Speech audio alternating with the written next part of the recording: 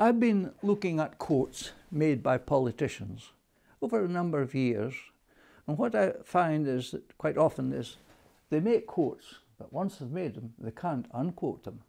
So I've noted this down very carefully, what they've said, and I think it's worthwhile just listening to what they have had to say. First of all, I would just like to say that you see a politician, Danny Alexander, spouting forth figures, but really and truly, he's handed the script and he comes out with these figures.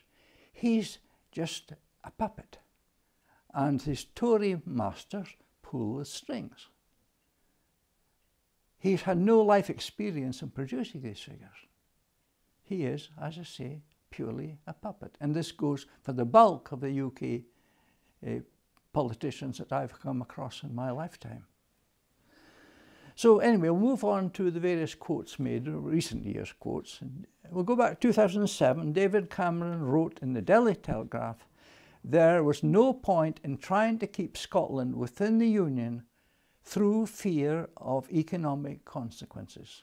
Now, where is the man's integrity? Because that's just what he's allowed to do, being bombarded with scare stories and lies to try to discredit what he in fact said himself in 2007.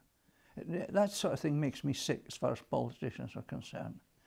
Then also in 2007 he came out with another statement which is very much the same. It would be wrong to suggest that Scotland could not be another successful independent nation. 2007. Then in 2008, it was in the House of Commons, this was Alistair Darling. He admitted that Scotland's oil revenues had been underwriting the UK's failure to balance its books for decades. That was the 29th of May 2008, and that was being recorded in Hansard. Now, jump a few years now to 2012. Alistair Darling said, "Now our case is not that Scotland cannot survive as an independent nation." Straightforward there. Then also in 2012, Lord Nigel Lawson, former Tory Chancellor, he entered the fray and said, "Scotland is perfectly capable of being an independent nation. There are many more independent countries in the world which have a lot less going for them." And that's pretty straightforward.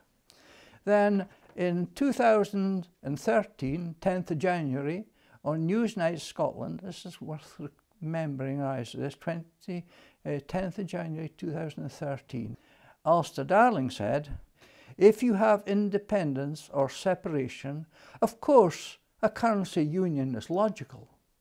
A year later, he said, "A currency union is dead in the water." This, of course, is just a scare story. Changed his mind, said the very opposite. Can you trust a man who is leading the Better Together campaign when he says the opposite in 12 months, which is a vital, important issue in the whole debate? Then finally, I think, among all the lies that's coming out in the scare stories, sometimes you get a glimmer of the truth, quite more than a glimmer. And on the 2nd of February 2014, this happened. It came from that pillar of the English establishment, the Financial Times, which says, "Immediately on becoming independent, all Scots will be 11% better off.